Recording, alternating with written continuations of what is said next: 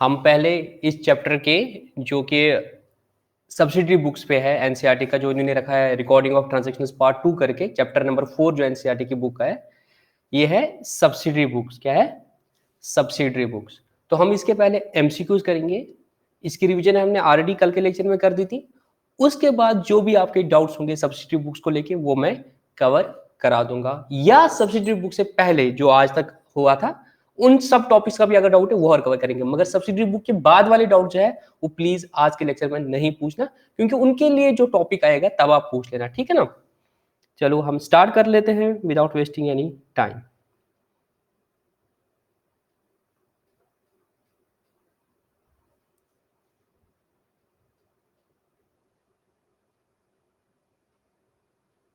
आपको दिख रहा है? आप मुझे चैट में बता देना। आपको टेस्ट योर अंडरस्टैंडिंग नंबर 1 दिख रही है? आप म्यूट करो अपने आप को सारे, बस सिर्फ बताओ आपको अब स्क्रीन दिख रही है टेस्ट योर अंडरस्टैंडिंग नंबर 1 करके? हाँ आ रहा है, ठीक है। चलो स्टार्ट कर लेते हैं। Question number 1, when a firm maintains a cash book, अगर एक बिजनेस ने डिसाइड कर दिया कि हम कैश बुक बनाएंगे, इट नीड नॉट मेंटेन, इसको क्या बनाने की जरूरत नहीं है। इसको क्या बनाने की जरूरत नहीं, क्या इसको जर्नल प्रॉपर बनाना है? The answer is yes, journal proper तो बनाना ही पड़ेगा। परचेजेस बुक, परचेज बुक में आएगा क्रेडिट परचेज, अगर इसने कैश बुक बनाया तो क्रेडिट परचेज वाला तो बनाना पड़ेगा। सेल्स बुक, तो सेल्स बुक भी बनाना ही पड़ेगा। Bank and cash account in the ledger, ledger में इसको अलग से, सब्सिडरी बुक्स में अगर ये कैश बुक बनाएगा तो लेजर में इसको कैश और बैंक अकाउंट बनाने की जरूरत नहीं है। क्यों? क्योंकि जो कैश बुक होता है दोस्तों, जो कैश बुक होता है वो in itself as a ledger भी काम करता है। तभी बोलते हम कैश बुक को हम सब्सिडरी बुक भी बोलते हैं, कैश बुक को हम प्रिंसिपल बुक भी बोलते हैं। नॉर्मली हम प्रिंसिपल बुक किनको बोलते हैं? लेजर अकाउंट्स को बोलते हैं।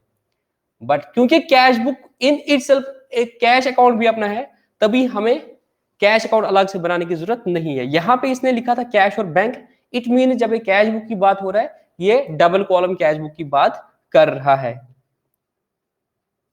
Very good. जो मैं बोलना चाहता हूं उससे पहले ही लोग वो सारा कुछ बोल रहे हैं। अम्मार हैदर ने बिल्कुल सही बोला कि cash book is subsidiary as well as principal book. ठीक है, इसमें किसी को कोई डाउट?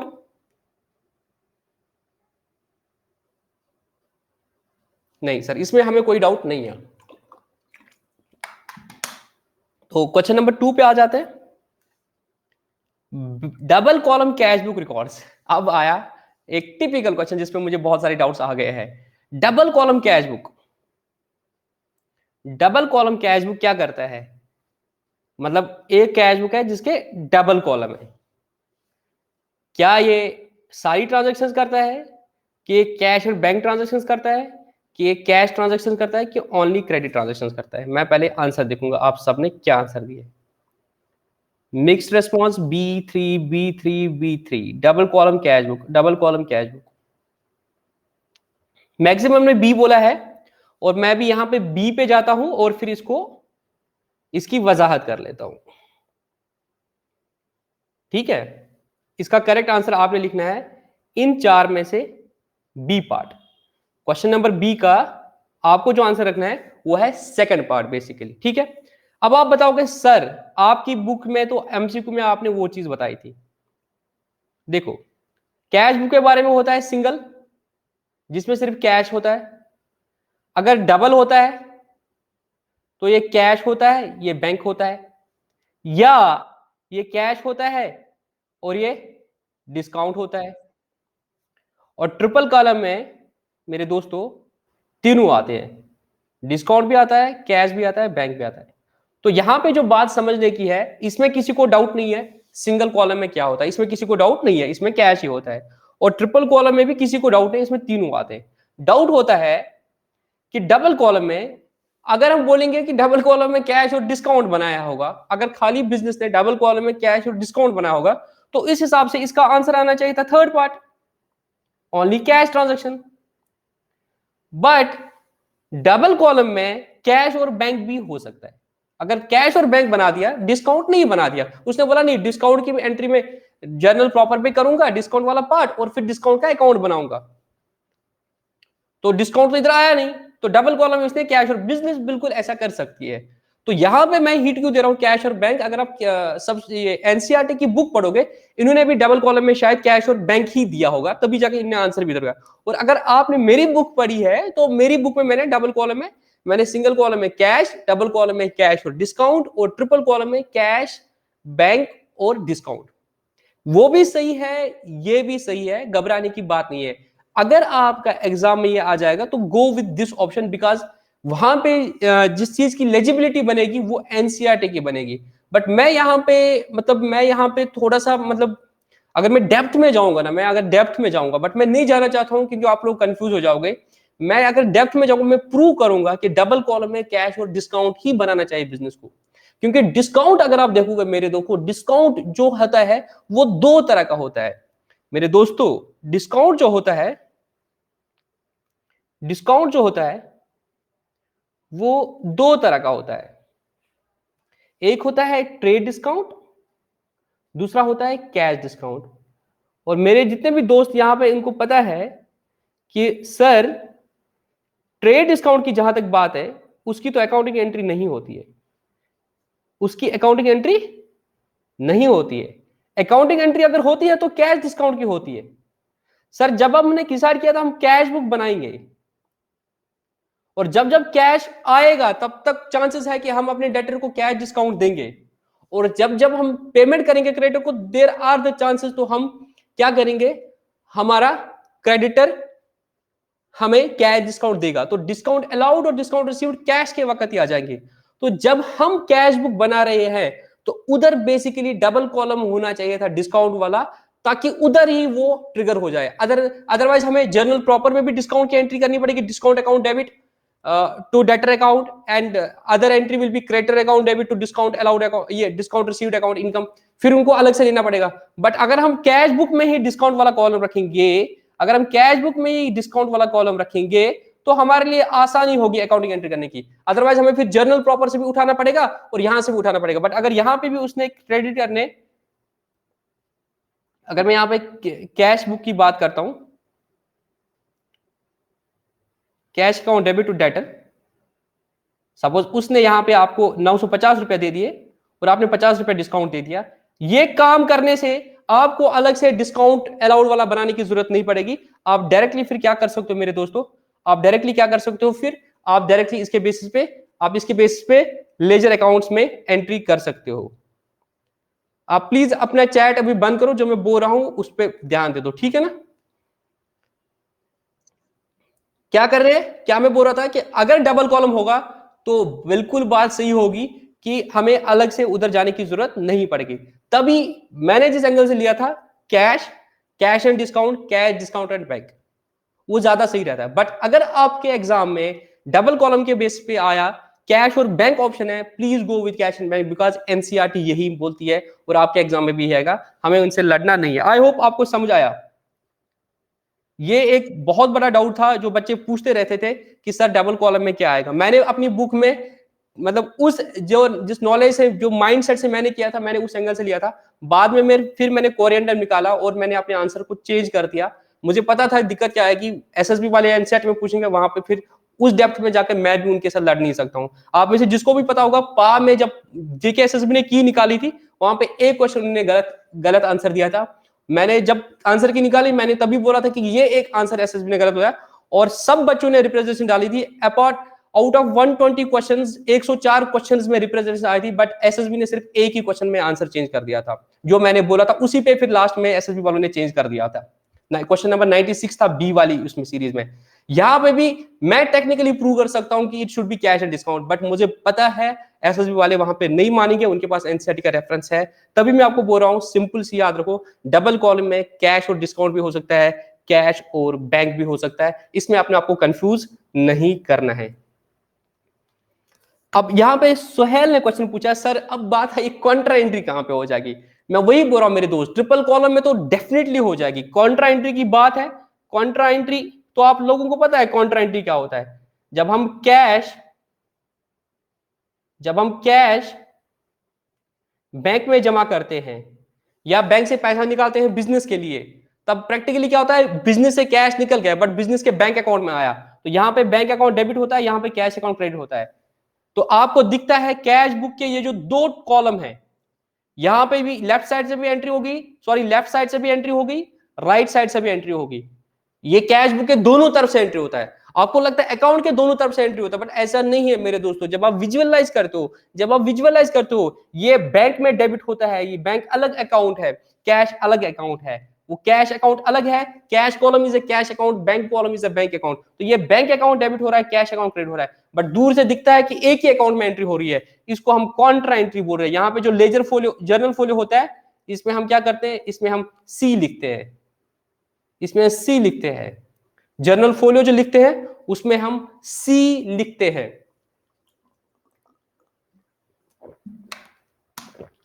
कॉन्ट्रा, सी मींस कॉन्ट्रा। तो ट्रिपल में तो होगी।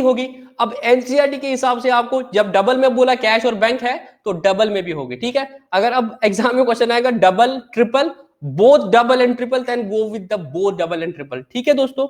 अब इसमें यस सॉरी, इसमें लेजर फोलियो होगा, माय बैड। किसने बोला ये point? Shruti Bajaj, very good. इसमें लेजर फोलियो होगा क्योंकि यहां से हम लेजर के बारे में पोस्टिंग करते हैं। क्लियर?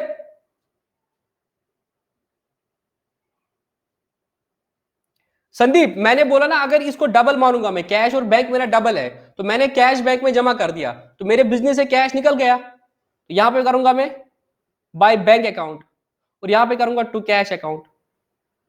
ये डबल हो गया, यहां भी हो गया, यहां भी हो गया ना दोस्त मेरे डबल।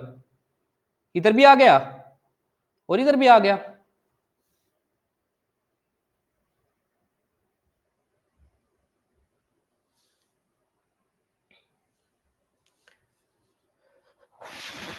सोहेल भाई, आप ना जर्नल पे जो लेक्चर किया था परसों वाला वो देख लेना प्लीज, ठीक है ना। अगर आपने वो देखा होता फिर आप ये क्वेश्चन नहीं पूछते कि वहां पे हम लेजर फोलियो क्यों लिख रहे हैं और यहाँ पे वो क्यों लिख रहे हैं, ठीक है। आप प्लीज वो लेक्चर देख लेना। क्लियर? आगे चलें।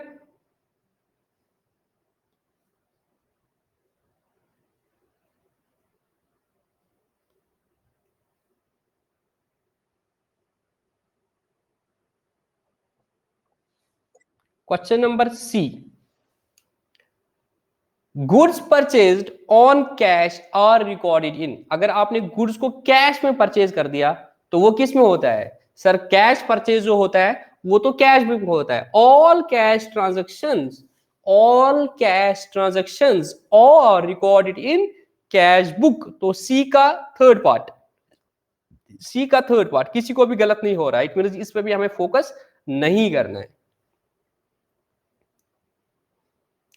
Fourth point, cash book does not record transactions of. Cash book किस तरह की ट्रांजैक्शन को रिकॉर्डिंग करता है? सर कैश बुक ना सारे कैश ट्रांजैक्शंस करता है, but cash book credit transactions की रिकॉर्डिंग नहीं करता है। तो डी का आएगा सेकंड पार्ट, वेरी गुड, सबके आंसर सही आ रहे हैं। E part, total of these transactions is posted in purchase account. Total of these transactions, इन सब ट्रांजैक्शंस का जो टोटल होता है वो परचेज अकाउंट में पोस्ट होता है। मेरे दोस्तों परचेज अकाउंट की बात हो रही है, परचेज बुक की बात नहीं हो रही है, परचेज अकाउंट की बात हो रही है मेरे दोस्तों। तो यहां पे 2244 चल रहा है, 2424, इट मींस बच्चे कंफ्यूज हो रहे हैं, बट मैक्सिमम का आंसर 2 आ रहा है। जिसने 4 बोला तो क्या वो 2 पे अपने आप को वापस ला रहा है? म्यूट रखो, इसमें जवाब दे दो खाली। जिसने 4 बोला था, क्या अभी कोई है जो अभी भी 4 बोलना चाहता है? एक्सेल फ्रॉस्ट, श्रुति बजाज, 2 वाले सब बोल रहे, मैं 4 वाले जानना चाहता हूं। हाँ हाँ एक्सप्लेन करूंगा, ऐसे ही तो मजा आता है जिसमें 50-50 ओपिनियन हो। अच्छा 3 भी आ रहा है, वेरी गुड, अच्छा हो रहा है, सब कुछ मजा आ रहा है। डी भी आ रहा है, आप 3 भी आ रहा है, 4 भी आ रहा है। 1, किसी का आंसर 1 है क्या? किसी का आंसर 1 है क्या? चलो 1 भी आ गया, 1 भी आ गया। अब मतलब 1 2 3 4 सबका आंसर आ गया। अब जिसने कल का लेक्चर अच्छे से देखो अगर उसको दिक्कत नहीं आएगी, बट जिसको नींद आएगी मेरे कुछ दोस्तों की तरह, तो उनको थोड़ी सी दिक्कत आई होगी, जिनको कल का लेक्चर अच्छे से नहीं देखा था। क्या लिखा था, दोबारा से पढ़ूंगा। टोटल ऑफ दीज ट्रांजेक्शन, ये जितने भी ट्रांजेक्शन हो जाएंगी, ये पोस्टिंग हो जाएगी परचेज अकाउंट में। अब मुझे बता दो, जब आप बेसिक टर्म्स ऑफ अकाउंटेंसी पढ़ते हो वहां पे बोलते हो परचेज, परचेज का एक अकाउंट खुलेगा, परचेज अकाउंट। परचेज अकाउंट में क्या रिकॉर्ड होता है, परचेज अकाउंट में क्या रिकॉर्ड होता है, सब कुछ भूल जाओ, क्या सब्सिडरी बुक्स को भूल जाओ, परचेज अकाउंट में क्या रिकॉर्ड होता है, purchase of goods. Purchase account की बात कर रहा हूं, परचेज अकाउंट की बात कर रहा हूं मेरे दोस्तों, परचेज अकाउंट की बात कर रहा हूं मैं।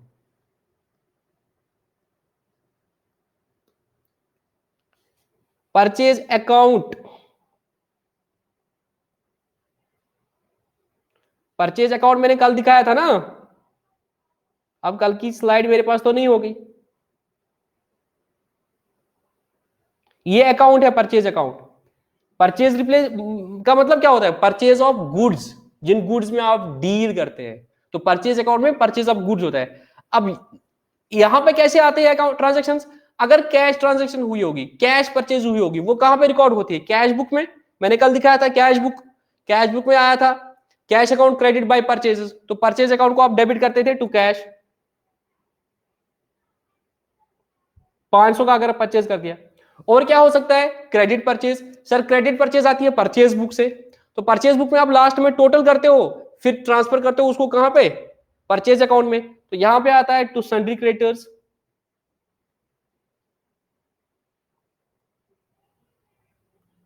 सन्ड्री क्रेडिटर्स, है ना। Purchase account debit to cash हो सकता है, या purchase account debit to creditor हो सकता है, बट यहां पे क्योंकि उनको परचेज बुक में रखते हैं क्रेडिटर्स वाले को, तो फिर सन्ड्री क्रेडिटर्स लिखते हैं यहां पे। तो आया क्या परचेज अकाउंट में, परचेज अकाउंट में आया total of cash purchase and credit purchase of goods. Purchase खाली होता है तो इसका मतलब गुड्स है। अभी भी कोई बच्चा है जो फोर्थ या थर्ड या फर्स्ट पे बोल रहा है कि नहीं हमारे सबसे फर्स्ट थर्ड या फोर्थ आएगा, कि सबका आंसर है 2। ये परचेज अकाउंट की बात हो रही थी मेरे दोस्तों, और आपको कंफ्यूजन लगा परचेज बुक का। Purchase book is a subsidiary account, purchase book is a subsidiary book, it's not an account, purchase book is a subsidiary book.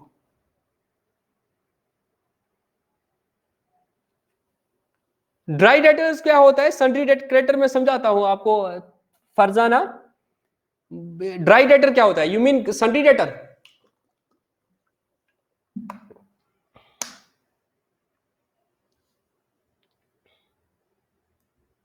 Question में दिखाता हूं अभी।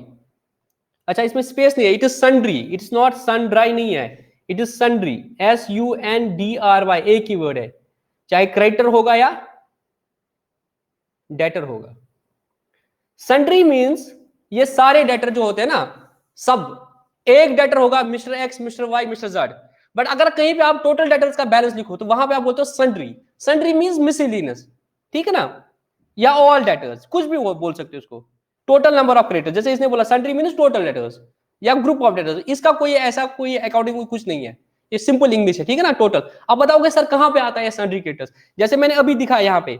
अब परचेज को मैं डेबिट कर रहा हूं, मैं टू एक्स नहीं कर रहा हूं, टू वाई नहीं कर रहा हूं, टू जेड नहीं कर रहा हूं, अलग अलग एंट्री नहीं कर रहा हूं, मैं लिख रहा हूं यहाँ पे टू सन्ड्री क्रेडिटर्स। अगर देखना होगा रेफरेंस की ये सन्ड्री क्रेडिटर्स कौन है, then go to the purchase book. Purchase book आपको दिखेगा एक्स से कितना परचेज किया है, वाई से कितना परचेज किया है, जेड से कितना परचेज कर दिया है, ठीक है।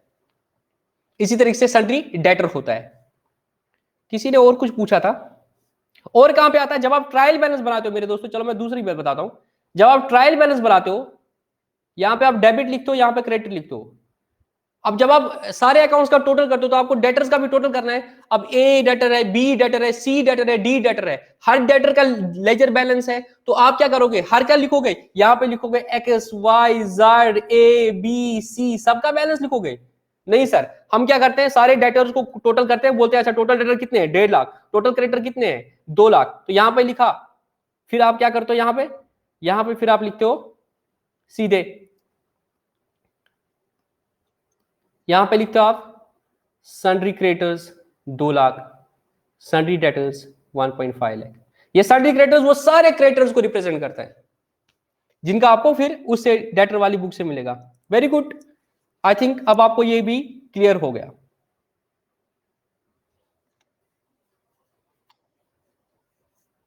जावेद, ये क्वेश्चन आपने इंग्लिश टीचर से आपने पूछ लेना, जो आप मुझे पूछ रहे हो या आप अपने इंग्लिश टीचर से पूछना, ओव्स और ओवर में क्या फर्क है, पास्ट और प्रेजेंट का फर्क है। ठीक है मेरे दोस्त, चलो अब इस पे तो किसी को डाउट नहीं हो रहा है। स्क्रीन विजिबल है आपको? स्क्रीन विजिबल है? मुझे जल्दी बताओ, स्क्रीन विजिबल है? चलो ई पार्ट हो गया। Total of these transaction is posted, is posted. यहां पे रिकॉर्ड भी नहीं वर्ड हुआ था, मेरे ब्यूटीफुल वर्ड यूज हुआ था, ब्यूटीफुल वर्ड यूज हुआ था, पोस्टेड। पोस्ट कहां पे होता है? पोस्ट लेजर अकाउंट में होता है। ठीक है दोस्तों, ऐसे भी आपको हिंट मिलता है। सो इसका आएगा सेकंड पार्ट। कोई बात नहीं, ऐसा क्वेश्चन आना चाहिए जिसमें ये डिफरेंस ऑफ ओपिनियन हो, अदरवाइज फिर वैल्यू एडिशन कहां पे हो जाएगी अगर सबको क्लियर होगा। F part, the periodic total, the periodic total जितने भी होगा, चाहे वो पीरियड मंथ होगा, क्वार्टर होगा, फोर्टनाइट होगा, जो भी होगा, वीक होगा, the periodic total of sales return journal. वो क्या होता है? सेल्स रिटर्न जर्नल जो होता है या सेल्स रिटर्न बुक, इसमें क्या होता है सर? इसमें जितने भी क्रेडिट सेल रिटर्न होती है वो आ जाती है। इनको हम कहां पे लेते हैं फिर सर? हम फिर उसका एक अकाउंट खोलेंगे, सेल्स रिटर्न अकाउंट। तो इनका टोटल जो होगा वो सेल्स रिटर्न अकाउंट में जाएगा, तो वो सेल्स रिटर्न अकाउंट में जाएगा। एफ का किसी को गलत answer?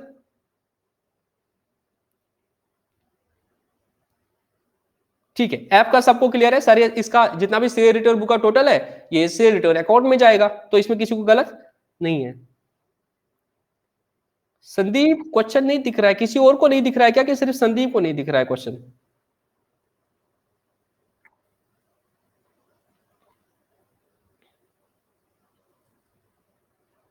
I understand bar bar screen क्यों जाती है, क्योंकि मैं आल टैप करता हूं उससे होता है। आई होप, क्योंकि मुझे वो भी देखना होता है ना, चैट भी देखना होता है। मैंने अपनी फुल स्क्रीन शेयर कर दिया, तभी ये दिक्कत आती है। आई होप ये क्लियर हुआ होगा F part. Let's go to the G part, credit balance of bank account in cash book. सबसे पहले फोकस करो कहां की बात हो रही है, हम कैश बुक की बात कर रहे हैं। कैश बुक में अगर बैंक अकाउंट है, कैश बुक में अगर बैंक अकाउंट है, तो दोस्तों डबल कॉलम कैश बुक या ट्रिपल कॉलम कैश बुक की बात हो रही है। यहां पे थोड़ा सा बनाने की कोशिश करता हूं, ठीक है? मेरी ड्राइंग बहुत ही वाहियात है, ठीक है? ये कैश बैंक, कैश बैंक, ठीक है? अब इसका क्या बैलेंस है? क्रेडिट बैलेंस है। इट मींस ये वाला साइड ज्यादा है। ये वाला साइड मैं अगर इसको हाईलाइट करूंगा विजुअलाइज करने के लिए अपने दोस्तों को,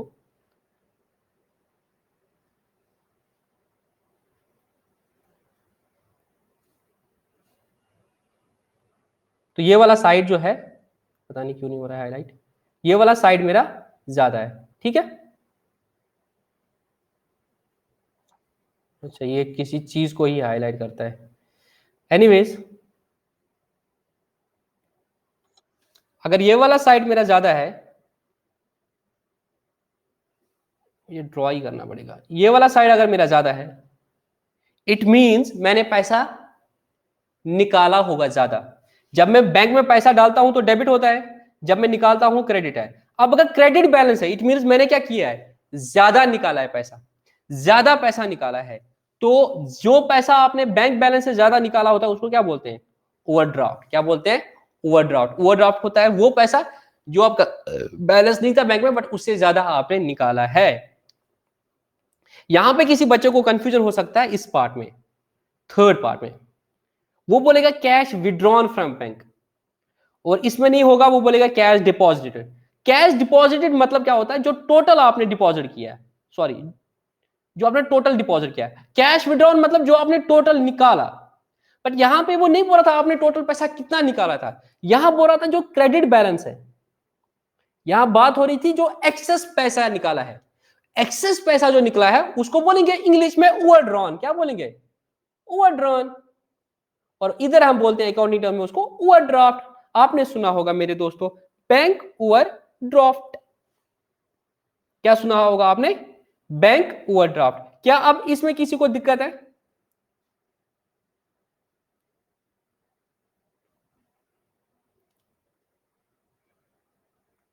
शुभम सुरेंद्र बताओ क्या प्रॉब्लम है? अब मैं एक क्वेश्चन पूछूंगा इसके बाद।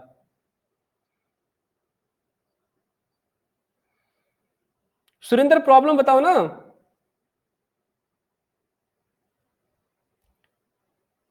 सुरेंद्र भाई प्रॉब्लम बताओ। एनसीईआरटी आंसर आप देख लेना क्या है। इसका आंसर ओवरड्रान आएगा। गुलाम कादिर ने बोला ओवरड्राफ्ट कैसे पॉसिबल है। अख्तर मलिक बोल रहा है ओवरड्राफ्ट चेक होना चाहिए।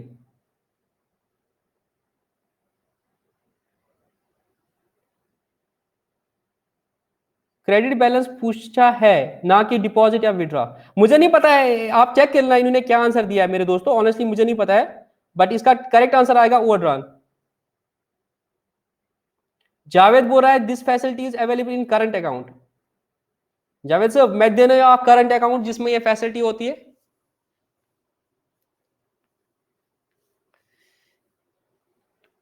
नहीं नहीं, मुझे थोड़ा बोलना है यहाँ पे, अब मैं पूछूंगा ना आपको।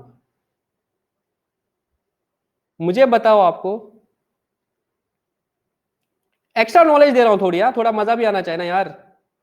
अब आपको भी अगर उतनी नॉलेज होगी जितनी बाकी स्टूडेंट्स को होगी, तो फिर आप में और उनमें फर्क क्या रहा।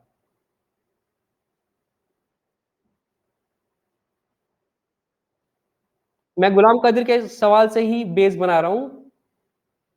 Bank overdraft.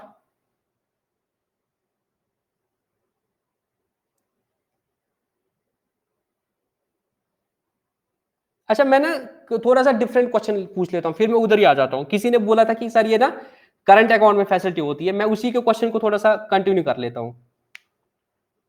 मैं उसी को क्वेश्चन को, मुझे बता दो इन दो अकाउंट में क्या फर्क होता है। जिसने बिजनेस बिजनेस किया होगा ना उसको पता होगा। जब आप बैंक में जाते हो ना, आप सबके नॉर्मली अकाउंट्स होंगे एसबी अकाउंट, सेविंग्स अकाउंट, आपका आता है सेविंग्स अकाउंट। ये अलग नॉलेज है, ठीक है ना। एक होता है करंट अकाउंट, दूसरा होता है कैश क्रेडिट अकाउंट। कोई मुझे इन दो में फर्क बोल सकता है, करंट अकाउंट और कैश क्रेडिट अकाउंट में?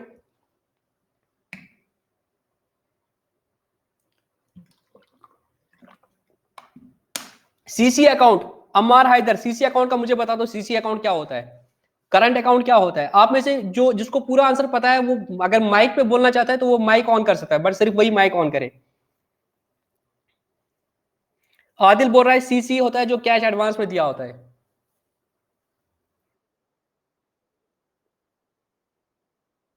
Very good. और सेविंग में?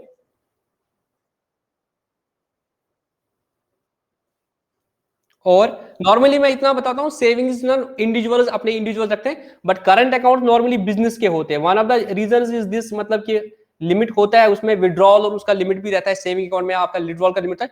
और सेविंग अकाउंट का क्या होता है ना, आपको पता क्या होता है, आपको पता है इनकम टैक्स को कैसे पता लगता है कि किस बंदे की कितनी इनकम है। बैंक्स को क्या देना होता है, मैं अलग नॉलेज दे रहा हूँ, सॉरी अगर आपको बोरिंग लगेगा। बैंक्स को एक ये देना होता है statement of financial transaction. Banks को, इनकम टैक्स वालों को कैसे पता लगता है किसके पास कितना पैसा है और वो टैक्स क्यों नहीं भर रहे हैं। बैंक्स को एक स्टेटमेंट देनी होती है, स्टेटमेंट ऑफ फाइनेंशियल। उसमें एक क्राइटेरिया है, अगर किसी भी सेविंग अकाउंट में पूरे साल में 10 लाख से ज्यादा कैश डिपॉजिट हो गया, 10 लाख से ज्यादा कैश डिपॉजिट हो गया, तो वो इनकम टैक्स वालों को बोलना होता है। तो बैंक मंथली या ईयरली जो भी होता है स्टेटमेंट्स देता है बैंक को, कि इनकम टैक्स वालों को, कि इस बंदे ने 10 लाख से ज्यादा कैश जमा कर दिया। आपने देखा होगा किसी रिश्तेदार को नोटिस आया होगा कि आपने इतना अकाउंट में जमा कर दिया इनकम टैक्स से, उनको कैसे पता चलता है कि आपने इतना जमा कर दिया? बैंक वालों को बोलना पड़ता है। सेविंग अकाउंट में 10 लाख की लिमिट है, और करंट अकाउंट में कोई लिमिट नहीं होती है नॉर्मली। क्यों? बिजनेस है भाई, 2 करोड़ 3 करोड़ 4 करोड़ का हो सकता है, तो इसमें शायद 2 करोड़ की लिमिट होती है। मुझे नहीं एग्जैक्टली पता, आज की डेट में ये चेंज होता रहता है। तो अगर इससे ज्यादा हो गया, फिर एज्यूम किया जाता है भाई 2 करोड़ अगर आपकी सेल है, या जितना भी होगा 2 करोड़ या 50 लाख, इतना आपका कैश हो गया, तो इट मीन आपकी तो इनकम भी होगी ना। अगर आपके अकाउंट में 2 करोड़ रुपया पैसा आ गया है करंट अकाउंट में, मतलब आपने सेल तो की होगी ना, 2 करोड़ कैश कहां से आएगा? सेल से। तो आपको तो प्रॉफिट भी होना चाहिए कुछ, तो आपने टैक्स क्यों नहीं दिया है? इसी तरह सेविंग में होता है, भाई आपके पास 10 लाख कहां से आ गए? अब बिजनेस तो कर नहीं रहोगे, हम बोलेंगे सेल है, तभी करंट अकाउंट खोलते हैं बिजनेस वाले। बिजनेस वाले जो है वो सेविंग अकाउंट नहीं रखते, अदरवाइज इनकम टैक्स में फंस जाएंगे, तो वो करंट अकाउंट खोलते हैं, और इसमें लिमिटेशंस भी नहीं होते। बट सेविंग में आपको 3-4% का इंटरेस्ट रहता है, करंट अकाउंट में आपको कोई भी इंटरेस्ट नहीं रहता है, और आपको अकाउंट हैंडलिंग चार्जेस कभी कभी लगते हैं। बैंक आपसे ही चार्ज करता है अगर आपका पैसा भी रहेगा। बट करंट अकाउंट में अगेन क्या होता है, आपकी विड्रॉल लिमिट 0 होती है। आप जितना पैसा आप रखोगे बैंक में उतना ही निकाल सकते हो, उससे ज्यादा नहीं निकाल सकते हो। ठीक है, अब मुझे बताओ सीसी लिमिट क्या होती है, फिर मैं बोलूंगा कि बैंक ओडी क्या होता है। पहले मुझे बताओ कैश क्रेडिट क्या होता है। अमार हैदर वेरी गुड, बसान एमची खबर के बिजनेस कोरमुत। सीसी लिमिट क्या होता है, कैश क्रेडिट, मतलब आपको एक क्रेडिट फैसिलिटी दी जाती है। जैसे आजकल क्या होता है क्रेडिट कार्ड, हम बोलते हैं सेविंग अकाउंट के लिए होता है डेबिट कार्ड।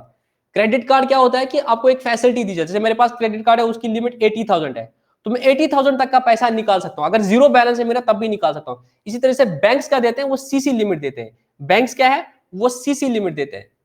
अगर किसी बंदे को बिजनेस करना होता है तो आपको पता है आपको वर्किंग कैपिटल चाहिए होती है, रॉ मटेरियल परचेज करना है, आपको स्टॉक परचेज करना है, ये वर्किंग कैपिटल के आपको पैसा चाहिए, तो उसके लिए आपको सीसी लिमिट दी जाती है। जैसे आपको सीसी लिमिट दे दी 3 लाख की,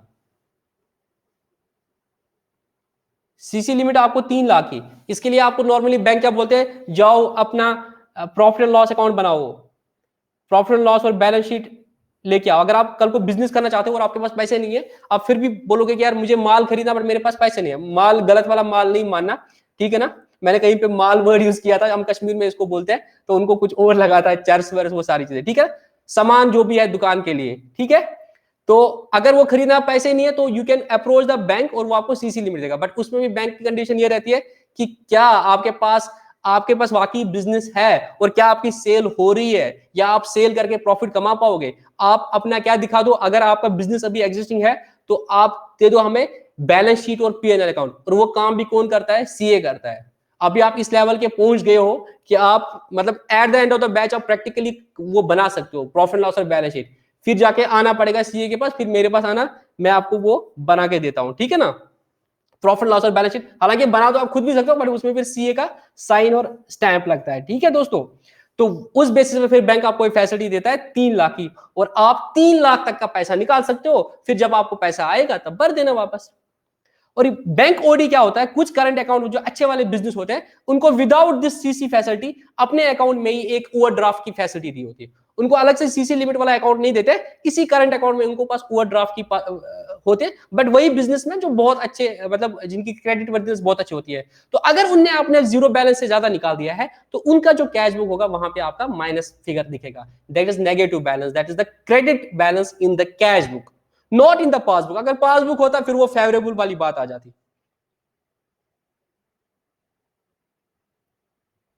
हाँ, सीसी लिमिट आप लोन बोल सकते हो, इसको हम करंट लाइबिलिटीज में रखते हैं, शॉर्ट टर्म पेएबल में होता है ये, ठीक है ना। आप इसको लोन बोल सकते हो मेरे दोस्तों, ठीक है।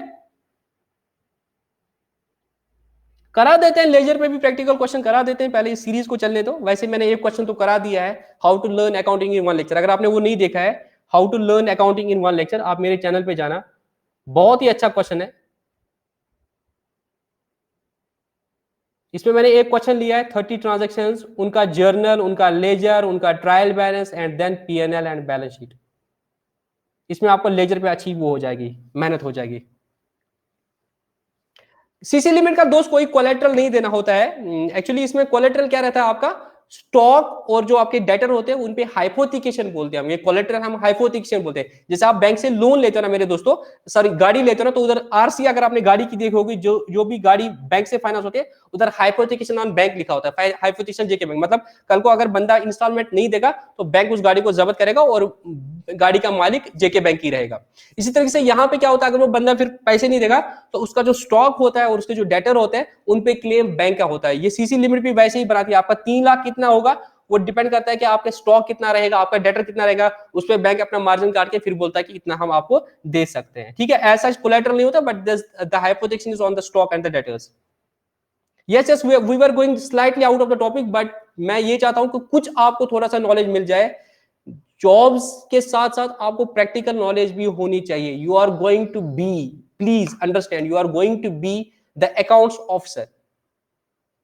कल को आप गवर्नमेंट में किसी भी डिपार्टमेंट में हो सकते हैं, you may have to take the calls there also.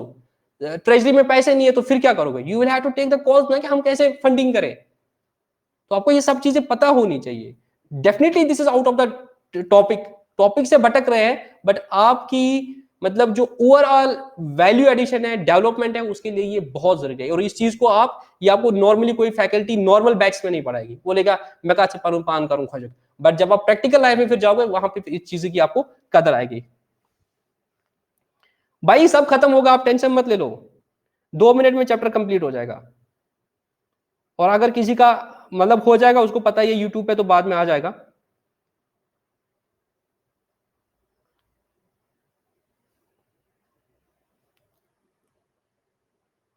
चलो आगे चलते हैं, H part. The periodic total the periodic total of purchase return journal. Sir purchase sales return तो सेल्स रिटर्न बुक में हो जाएगा, परचेज रिटर्न तो परचेज रिटर्न अकाउंट में हो जाएगा, तो इसमें हमें ज्यादा मेहनत की जरूरत नहीं है। बैलेंसिंग एन अकाउंट मींस, अगर अकाउंट को आपने बैलेंस करना है, बैलेंस ऑफ एन अकाउंट मतलब क्या होता है, डेबिट साइड का टोटल कर दिया, क्रेडिट साइड का टोटल कर दिया, जो डिफरेंस होगा वहां पे डाल देता है। तो बैलेंस ऑफ एन अकाउंट, अगर इसको आप अच्छे से लिखोगे ना, it is balance of an account. Balance of an account क्या होता है, difference in the total of debit and total of credit, उसको हम बोलते हैं बैलेंस ऑफ एन अकाउंट। ठीक है ना, ये फिर नीचे इसने बैलेंसिंग ऑफ द अकाउंट दे दिया है कि कैसे कैसे हम अकाउंट की बैलेंसिंग करते हैं।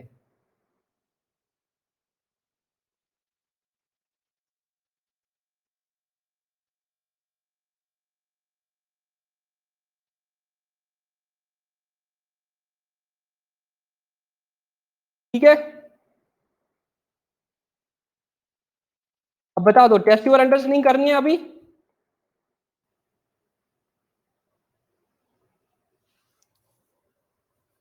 कैश बुक इज अ, पहले मैं देखता हूं आप लोग क्या बोल रहे हो। वेरी गुड, सबका सही आंसर आ रहा है सब्सिडी बुक, मुझे तो कुछ करना नहीं पड़ रहा है। अब हम थोड़ा थोड़ा तेज चलते हैं, ठीक है ना, कुछ दोस्त नाराज हो रहे हैं।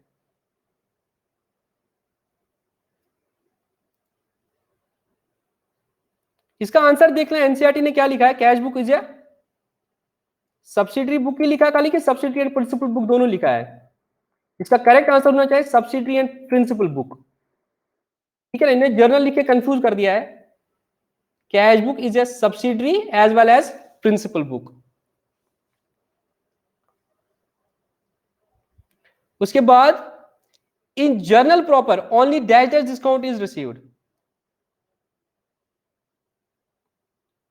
कोई बोल रहा है ट्रेड डिस्काउंट, मुझे बता दो, कोई किसी का आंसर ट्रेड डिस्काउंट है?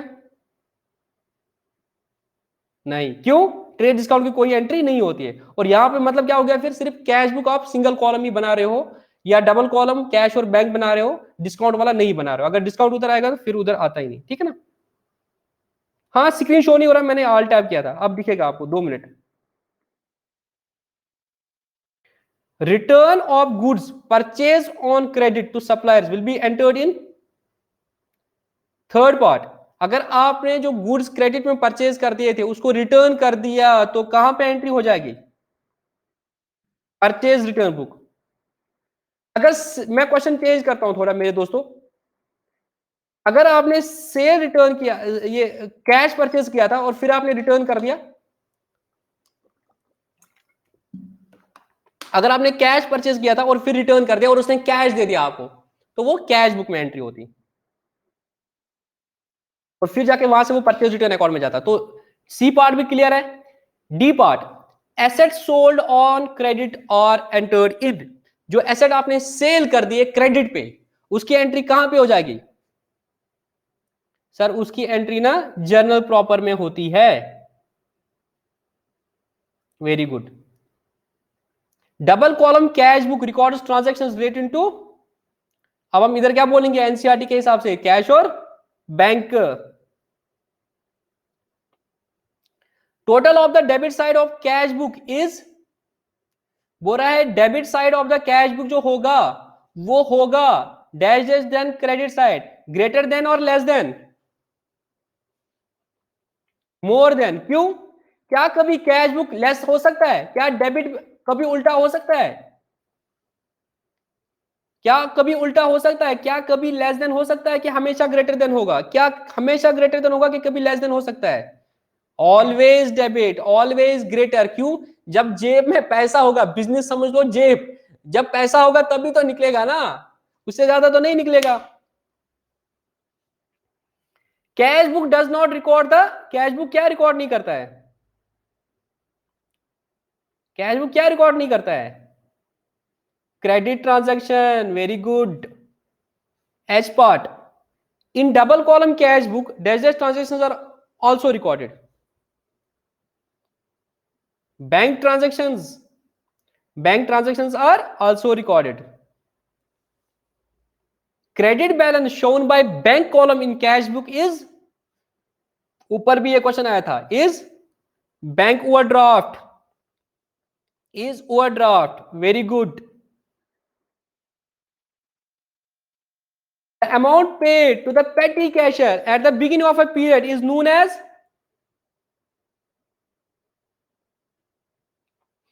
इम्प्रेस्ड बोल सकते हो, पेटी कैश बोल सकते हो, कोई दिक्कत नहीं है, ठीक है ना।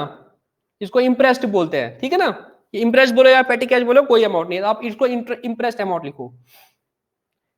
इन purchase book goods purchase on dash dash are recorded. Purchase book में कौन से गुड्स रिकॉर्ड हो, कौन से ट्रांजेक्शन रिकॉर्ड होती है?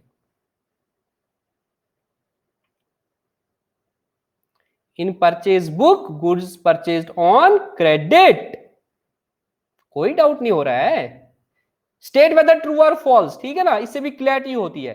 हालांकि एमसीक्यू है नहीं है, बट इससे कंसेप्ट जो clear. Journal is a book of secondary entry. अब ट्रू फॉल्स में आंसर देना, फॉल्स फॉल्स फॉल्स। एफ और टी याद रख लो, ठीक है ना। One debit account and more than one credit account is called,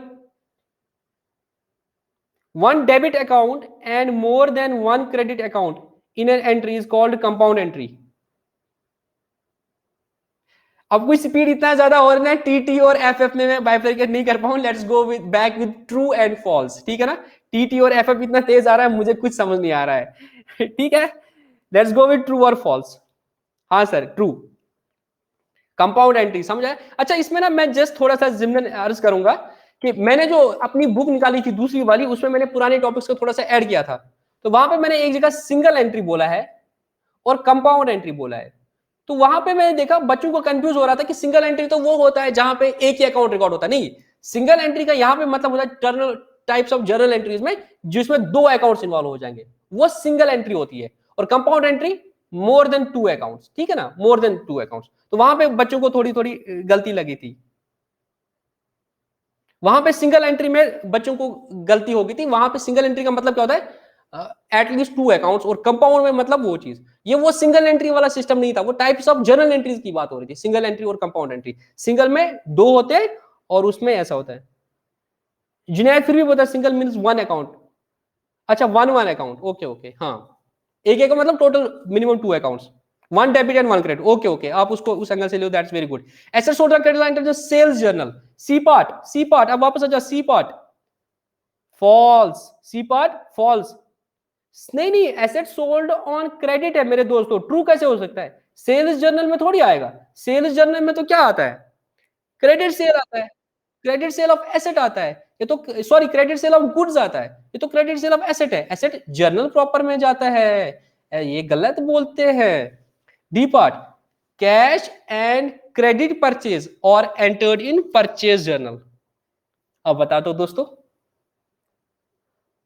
D part, D part, अरे बाउंसर हो रहा है मुझे, इतना तेज बोल रहे हो। D part false, D part false. Purchase journal था दोस्तों, परचेज जर्नल था, ऊपर परचेज अकाउंट था, परचेज अकाउंट में तो दोनों जाएगा, कैश भी जाएगा क्रेडिट भी जाएगा। परचेज जर्नल में तो सिर्फ क्रेडिट परचेज होता है, कैश परचेज तो नहीं होता है, तो ये भी ये फॉल्स है।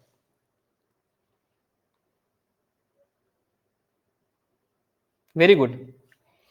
ई पार्ट, कैश सेल्स और entered in sales journal, again false, cash sale तो मेरे भाई कैश बुक में होती है। F part, cash book records transactions relating to receipt and payment, true. Receipt and payment मतलब कैश ट्रांजैक्शंस, कोई इस पे डिसएग्री कर रहा है? हाँ सर, ट्रू है। Ledger is a subsidiary book, क्या बात कर रहे हो भाई, हमारे तो समझ में ना आए। फॉल्स, किसी ने एक्स भेज दिया रेड कलर में, that is also a good symbol. पेटी cash book is a book having record of big payments, नहीं भाई ऐसा तो नहीं होता है। पेटी कैश में स्मॉल स्मॉल अमाउंट्स होते हैं, तो ये भी फॉल्स है। अब तो सब समझ आ रहा है आप लोगों को। आई part, cash received is entered in the debit side of the cash book, cash account debit. I true part, very good. Transaction recorded on the both debit side and the credit side of a cash book is known as contra entry. Yes. और ये क्या होता है, cash book में असल में दो column होते हैं, कैश और बैंक। एक तरफ से कैश होता है, दूसरी तरफ से बैंक होता है। के balancing of an account means total of debit and credit side. के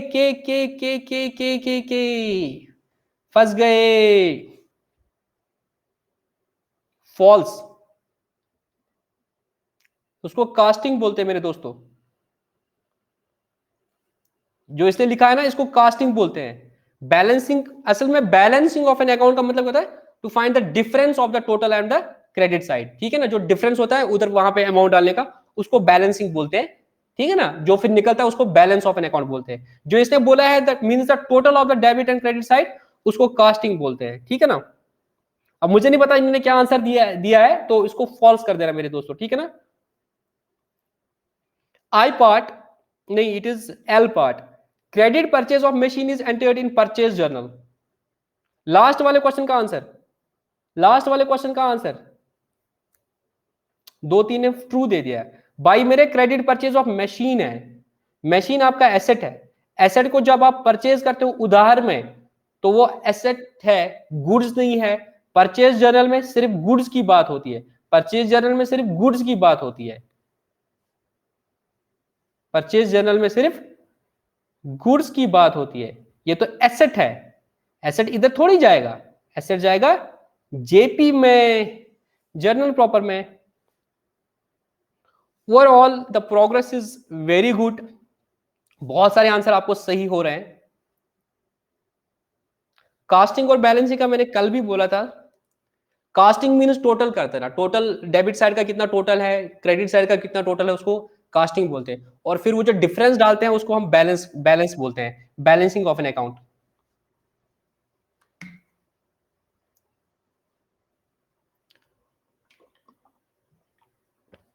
हमारे पास अभी 12 मिनट है सेशन को, we will try to be punctual कि हम पूरा 11 बजे खत्म करें। कल अनफॉर्चुनेटली थोड़ा सा लंबा चला गया सेशन।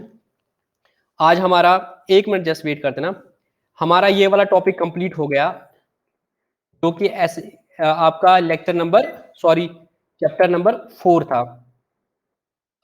अब कल जो है मैं आपको बताता हूं, कल हमारा मेरे दोस्तों बहुत ही इंपॉर्टेंट टॉपिक होने जा रहा है, बहुत ही इंपॉर्टेंट टॉपिक होने जा रहा है, जिसका नाम है bank reconciliation statement. Chapter number 5, bank reconciliation statement. ये बहुत ही इंपॉर्टेंट टॉपिक होने वाला है। तो मैं आपको इसका नोट, अपना वाला नोट भी और ये एनसीईआरटी वाला नोट मैंने तो गूगल ड्राइव पे लिंक डाला है, इसको भी सेंड करता हूं। आप लोगों को बीआरएस पढ़ लेना है। कल मैं क्या करूंगा, कल मैं पहले 10 मिनट बीआरएस का आपको थोड़ा सा कंसेप्ट देता हूं अपने से। अगर बहुत सारों को पता है कोई दिक्कत नहीं, मैं कुछ शॉर्टकट्स बताता हूं, कुछ ट्रिक्स बताता हूं आपको, बीआरएस का क्रक्स बताता हूं, उसके बाद हम क्वेश्चंस पे आ जाएंगे, ठीक है। तो आप भी थोड़ा बीआरएस पढ़ लेना, फिर जाके हम इसको करेंगे।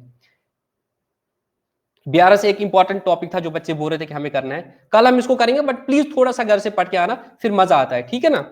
बट आंसर्स डायरेक्टली देख के नहीं आना, पहले आपको कंसेप्ट को पढ़ना है। तो मैं आपको पहले अपना नोट दूंगा, वो पढ़ना है, उससे थोड़ा सा आइडिया मिलेगा आपको, और फिर आप बीआरएस पे वो करते हैं। और अगर कोई बच्चा ऐसा भी है अभी ग्रुप में जिसने अभी लेक्चर्स नहीं देखे, तो प्लीज लेक्चर्स को देखो, जितने भी मैंने लेक्चर्स रखे हैं, चाहे play list number 1, play list number 2, या आपके डाउट सेशंस के थे, एमसीक्यू सेशंस के थे, वो सारे देख लेना, आपको आपकी हेल्प हो जाएगी। क्योंकि कुछ क्वेश्चन बच्चे ऐसे पूछते जो मैंने कवर कराए होते हैं, फिर मैं मतलब डिसमोटिवेट हो गया, क्यों बोलूंगा इनको जबकि मैंने ऑलरेडी बोला होता है। प्लीज उनको देखो। किसी का कोई डाउट है आज के टॉपिक पे तो बता दो, अदरवाइज हम सेशन को क्लोज करेंगे, आपका एक्स्ट्रा टाइम बचेगा।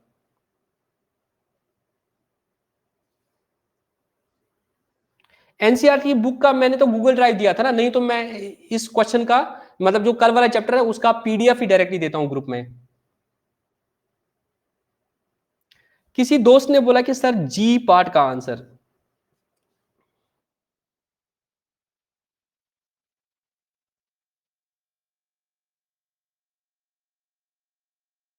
वो डी पार्ट था, cash book does not record the dash dash transaction.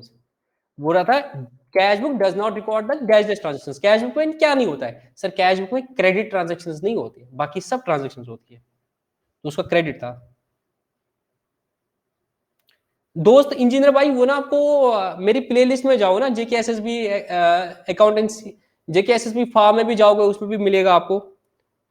आपको प्ले लिस्ट 3-4 है, उसमें देख लेना। J S S B newly added topic में भी शायद आपको मिलेगा।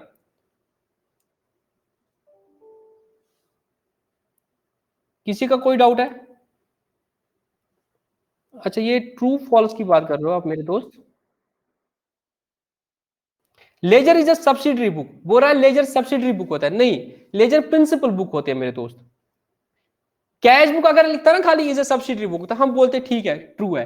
बट लेजर प्रिंसिपल बुक होती है, वो सब्सिडरी बुक नहीं होती है।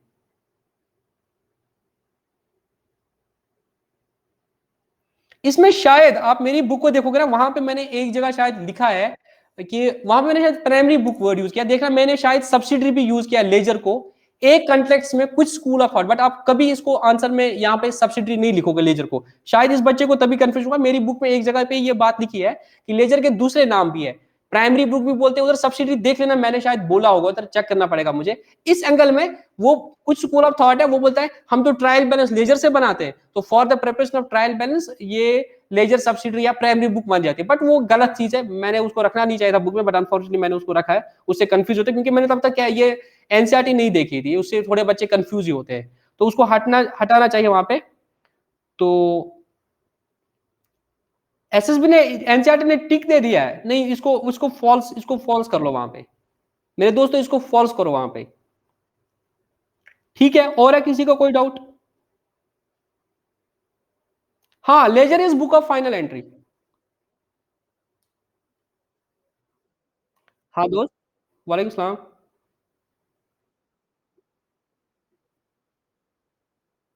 जी।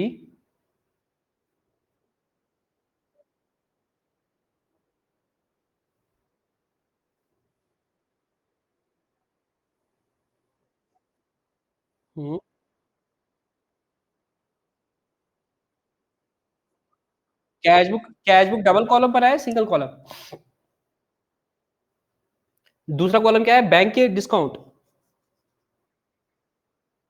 तो उधर नहीं आएगा ना, वो उसने जनरल प्रॉपर में लिया होगा डिस्काउंट, डिस्काउंट रिसीव्ड वाला। जनरल प्रॉपर बनाया होगा अलग से, वहां पे दिया होगा। क्योंकि डिस्काउंट अकाउंट आया है नहीं ना उधर मेरे दोस्त। डिस्काउंट अकाउंट जब है ही नहीं उधर, तो कैश बुक में कैसे एंट्री हो जाएगी उसकी? अगर डबल कॉलम में दूसरा कॉलम डिस्काउंट होता तब जाके कैश बुक में एंट्री होती, तभी वो वहां पे आप, अगर इसने जनरल प्रॉपर बनाया होगा अलग से, वहां पे मिलेगा। नहीं तो देखो डिस्काउंट अकाउंट में डायरेक्टली इसने लिया होगा। क्या बनाना था क्वेश्चन में? पूरा लेजर अकाउंट बनाना था कि जर्नल एंट्रीज भी करनी थी?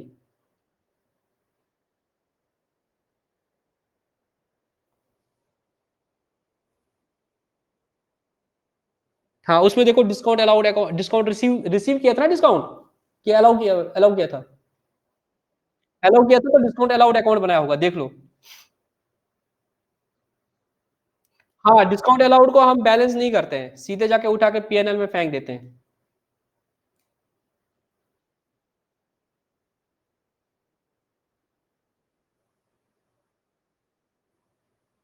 इसराइल मुझे मैसेज कर देना क्वेश्चन को, ठीक है ना?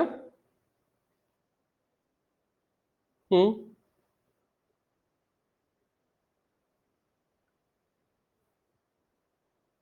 नहीं सर, चेक डिसऑनर्ड ना, हाँ हाँ हाँ।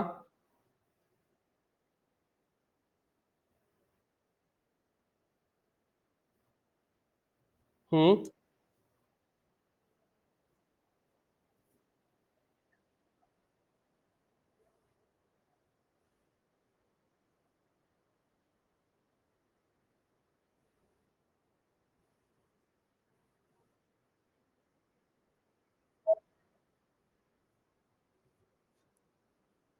हम्म। हम्म।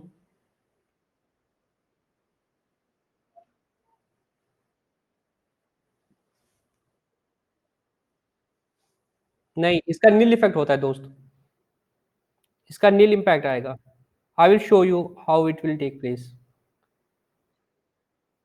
रुको रुको दोस्त दोस्त दोस्त रुको, मुझे बोलने दो। चेक डिसऑनर्ड वाली मैं एंट्री दिखाता हूँ आपको। आपको पहले कस्टमर ने चेक दे दिया, सपोज आपने उसी वक्त बैंक में डाल दिया। इसने पहले बैंक में नहीं डाला, इसने कैश माना इसको, इसने पहले कैश माना ना। अगर आप उस चेक को उसी दिन जमा नहीं करते हो तो आप उसको कैश इन हैंड मानते हो। अगर आपको चेक मिला और आपने उस दिन बैंक में नहीं डाला तो आप उसको कैश इन हैंड डालते हो। तो इसने एंट्री क्या की हुई? Cash account debit to debtor. सबसे पहली एंट्री इसने ये की होगी, cash account debit to debtor 1000 रुपया। Very good. अगले दिन जब इसको, तो हमने यहां पे क्या किया, चेक्स इन हैंड और treated as cash in hand, cheques in hand और treated as cash in hand. तो हमने टू डेटर किया 1000। बाद में जब मैं अगले दिन बोलता हूं अपने भाई को या अपने उसको सेल्समैन को, भाई इसको बैंक में जमा करके आ जा, तो मैं क्या बोलूंगा कि अब मैंने कैश को बैंक में जमा कर दिया, तो मैं इसको कैश को यहां से कम करता हूं, माइनस करता हूं यहां से, और बैंक में पैसा डालता हूं। तो मैं एंट्री करता हूं bank account debit to cash account. तो पहले मैं कैश निकालूंगा 1000 रुपया वापस, तो यहां पे करूंगा बाय बैंक अकाउंट, और बैंक को करूंगा debit to cash account. Effectively अगर देखो क्या हुआ, कैश और कैश कैंसिल हो गया, नेट में एंट्री होगी bank account debit to debt account. But वो तब होती है अगर आपने उसी दिन बैंक में डाला होता है। यहां तक बिल्कुल ठीक। नाउ आई एम एज्यूमिंग कि भाई चेक निकल जाएगा। 3 दिन बाद मुझे पता चलता है भाई वो तो बाउंस हो गया। जब वो बाउंस हुआ इट मींस बैंक ने तो मेरे अकाउंट में क्रेडिट किया नहीं, मैं यहाँ पे डेबिट कर रहा हूं bank with an age cheque की। बैंक अपनी बुक्स में मुझे क्रेडिट करेगा, बट बैंक ने तो क्रेडिट ही नहीं किया, क्योंकि मेरे अकाउंट, उस बंदे के अकाउंट में पैसे आए नहीं, तो बैंक ने मेरे अकाउंट में कुछ भी नहीं किया। तो मैंने जो ये बैंक में फालतू का डेबिट किया है, इसको मुझे रिवर्स करना है, इसको मुझे वापस करना है। तो मैं बैंक बैलेंस माइनस करता हूं 1000, और मैं क्या करता हूं, डेटर को डेबिट करता हूं। मैं एंट्री डालता हूं debtor account debit to bank account by debtor account, my debtor account 1000 रुपया। अब देखो नेट इंपैक्ट क्या हुआ, नेट इंपैक्ट क्या हुआ इस चक्कर में, 1000 रुपया कैश डेबिट, 1000 रुपया कैश क्रेडिट, खत्म। 1000 रुपया बैंक डेबिट, 1000 रुपया डेबिट, खत्म। कोई ना कैश आया ना कुछ हुआ, बैंक मेरे कैश में कुछ नहीं हुआ। पहले मैंने क्या किया था, डेटर को क्रेडिट किया था, अब मैं डेटर को डेबिट कर रहा हूं। तो जो ओरिजिनल पोजीशन थी बिफोर गिविंग द चेक, वो वापस आ गई। ठीक है, वही ओरिजिनल पोजीशन रेस्टोर हो गई मेरे दोस्त, नील इंपैक्ट आएगा इसका। एनसीईआरटी ने एक जगह थोड़ा गलत लिखा है थ्योरी में, मुझे किसी बच्चे ने सेंड कर दिया था। उनने लिखा था कि अगर डिसऑनर होगी तो बैंक आपके अकाउंट को डेबिट करेगा। बैंक हमारे अकाउंट को दोस्त कुछ भी नहीं करेगा। क्यों? उसने तो मेरे अकाउंट को क्रेडिट ही नहीं किया था, वो हमारे अकाउंट को डेबिट नहीं करेगा। वो लाइन उन्होंने वहां पे गलत लिखी है। It may be typo error, ठीक है ना। दमान बंश बशर ना। अब समझ आया ये जिस भाई ने क्वेश्चन पूछा था, इसराइल ने शायद पूछा था। अगर इससे भी कुछ डिफरेंट ट्रीटमेंट किया गया तो मुझे 1-to-1 मैसेज कर देना व्हाट्सएप पे, मैं आपको समझा देता हूँ। रईक अब्दुल्ला थोड़ी सी तकलीफ दे अपने आप को। सीए फाउंडेशन के अकाउंटेंसी लेक्चर में मैंने बिल्स पेबल बिल्स रिसीवेबल नाम से पूरा बिल्स ऑफ एक्सचेंज का टॉपिक है, उसको भी थोड़ा देखिएगा, ठीक है ना। राजेश बोल रहा है सर ने कश्मीरी में क्या बोला, इसको क्या बोलेंगे। मैंने बोला कि इंसान बशर है, बशर मीन्स मतलब वही इंसान होता है, तो इंसान से गलतियां होती है। इसको इंग्लिश में बोलते हैं टू एर इज ह्यूमन ना। तो मतलब यहाँ पे बोलने का था कि बंदे से गलती होती है, एनसीईआरटी वालों से भी गलती हुई होगी।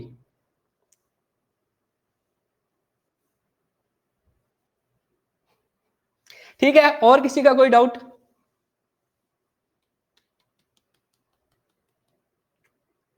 1 मिनट बचा है। ठीक है, हाँ कल मिलते हैं। कल एक इंपॉर्टेंट टॉपिक होने चला जा रहा है, बीआरएस अच्छे से प्रिपेयर कर देना। अगर लेक्चर नहीं देखा है प्लीज, मैंने ना बीआरएस का लेक्चर दिया था, मैंने कोई क्वेश्चन नहीं किया था, बट उसमें मैंने बहुत अच्छे तरीके से पहले समझाने की कोशिश की। आप उसको आराम से देख लो, फिर जब आपको क्वेश्चन को सॉल्व करने को, कल आप ना अपने न्यूमेरिकल क्वेश्चन भी ट्राई कर देना इससे बुक से, ठीक है ना। न्यूमेरिकल क्वेश्चन भी एक आध ट्राई कर देना। मैंने आपको पीडीएफ तो दे ही दिया है, उसको हाथ में लेकर रफ पे ट्राई कर देना, एक आध, ज्यादा नहीं, एक आध ट्राई कर देना, ताकि आपके डाउट ज्यादा आ जाए। ठीक है दोस्तों, गुड इवनिंग, गुड इवनिंग, अल्लाह हाफिज।